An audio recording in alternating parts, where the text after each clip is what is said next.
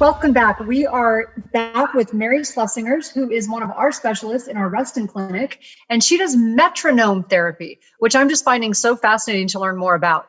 I think of metronome, as I said before, as something for voice training, but as someone who has worked with the brain a lot, besides being with you, it's making me remember when I did deep brain stimulation for Medtronic, and we would do, we'd place the electrodes. I'm trying to explain it in very simple terms, for people with Parkinson's, and they would stop their tremors. And what she's describing is nowhere near like, it's not invasive, but it's sort of reminding me of how you reset, or how you sort of, get people to stop certain behaviors and focus better. So it's really interesting. If you don't live near Reston, Mary actually does it virtually.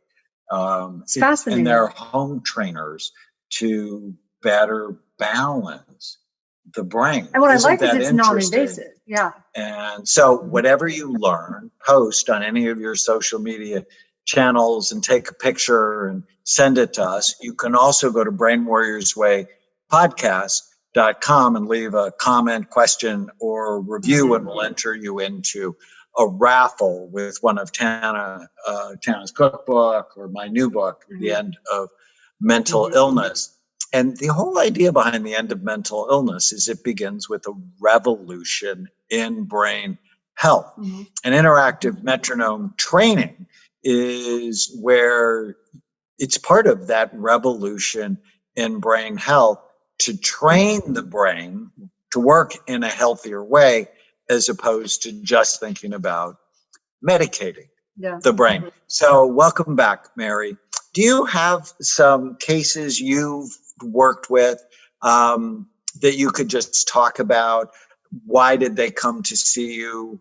Tell us more about how the training works, how long the sessions are, how many times you do them, and what have you seen? And the benefits. I want to hear about the benefits. Because you've been excited about this for a long time.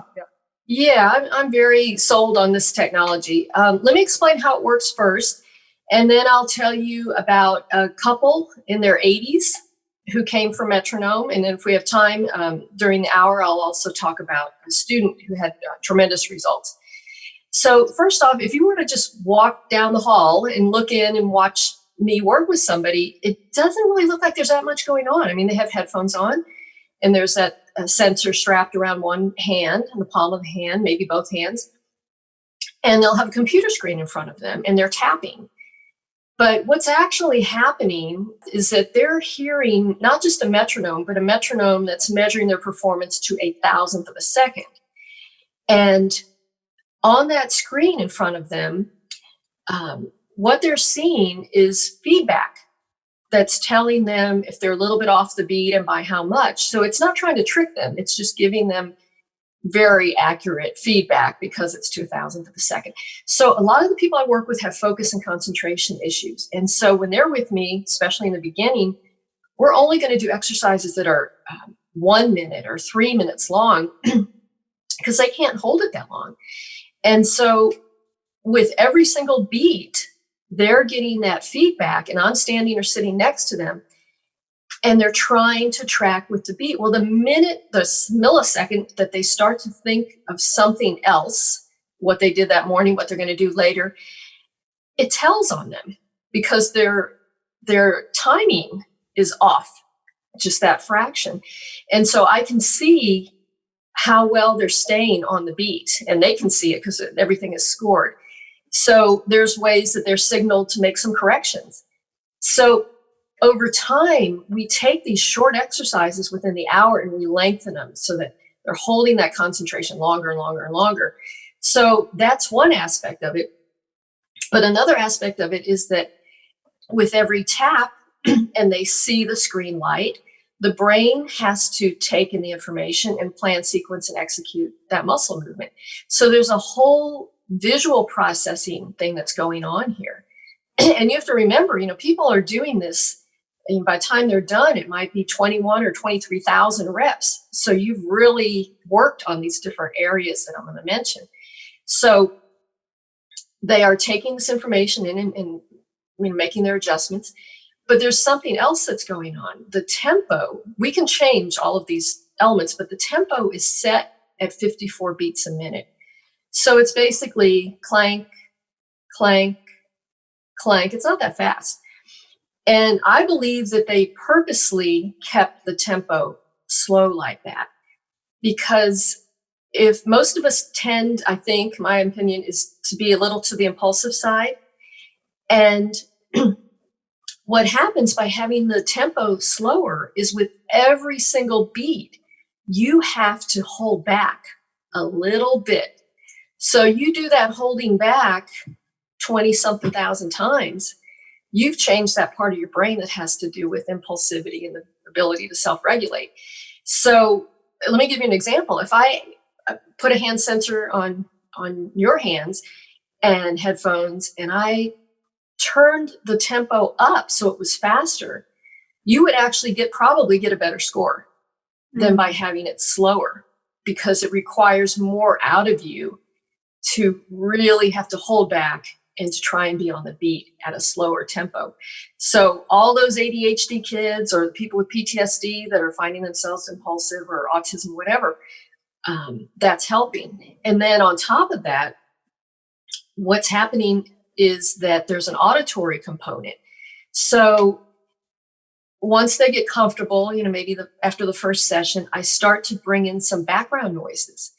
And initially, I just tell them, this is just to make you work a little harder. You have to stay more focused. But actually what's happening, and they don't even need to know this, is that those background noises sync up with what's on the screen. So if the left side of the screen lights up to tell them to slow down, they hear a tone in the left headphone. And if the right side lights up to tell them to go faster, they hear that in the right headphone. And if they're really close, really on the beat, they hear a pleasant sound. And then there's sort of a neutral sound. And if they're way off the beat, they hear it's more kind of like a bonk kind of sound. So the visual and the auditory are syncing up.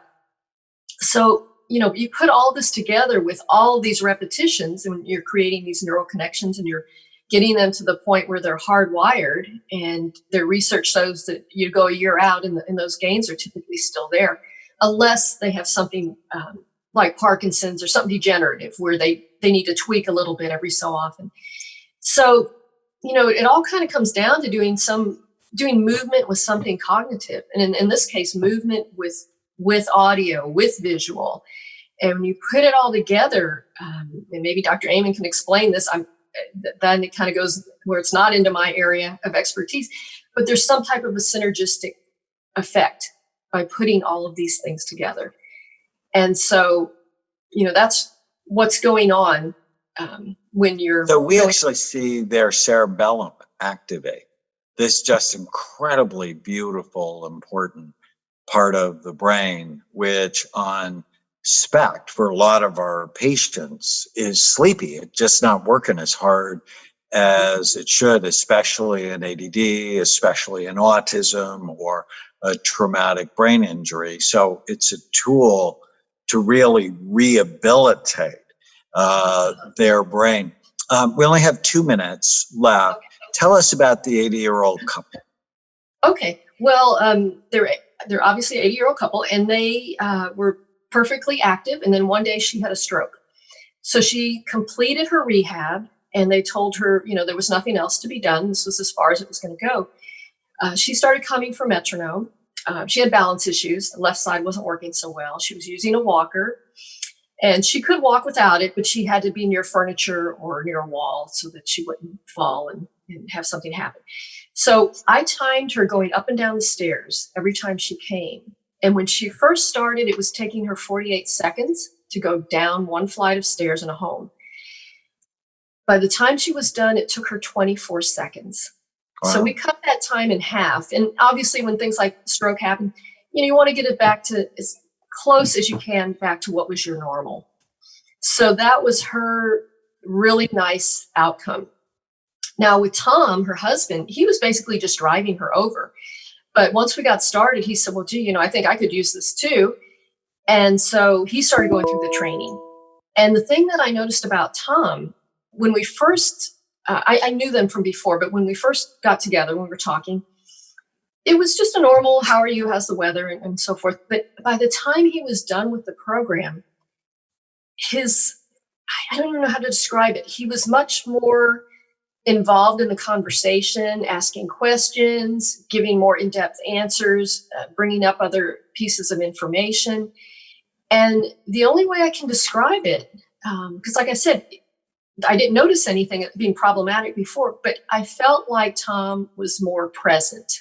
There was more of him in the room once he had finished that program. And it didn't take that long to do it.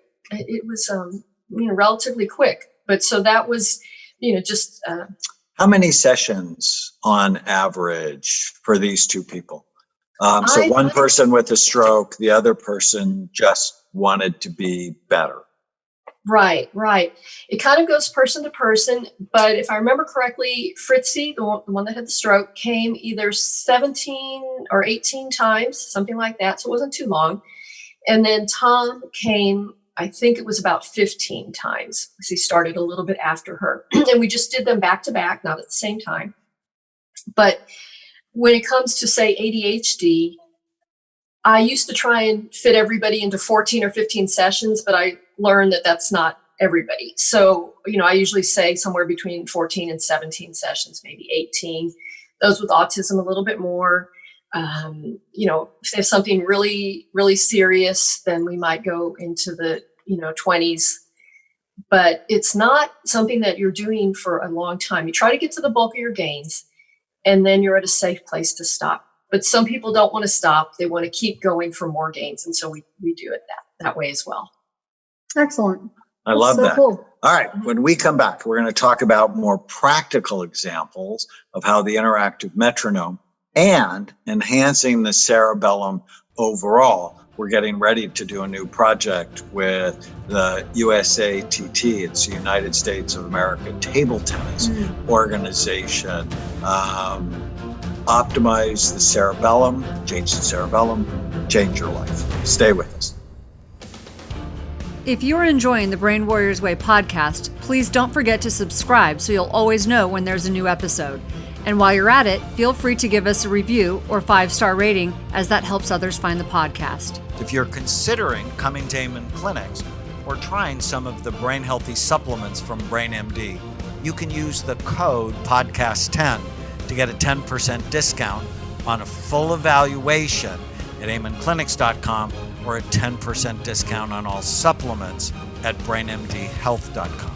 For more information, give us a call at 855-978-1363.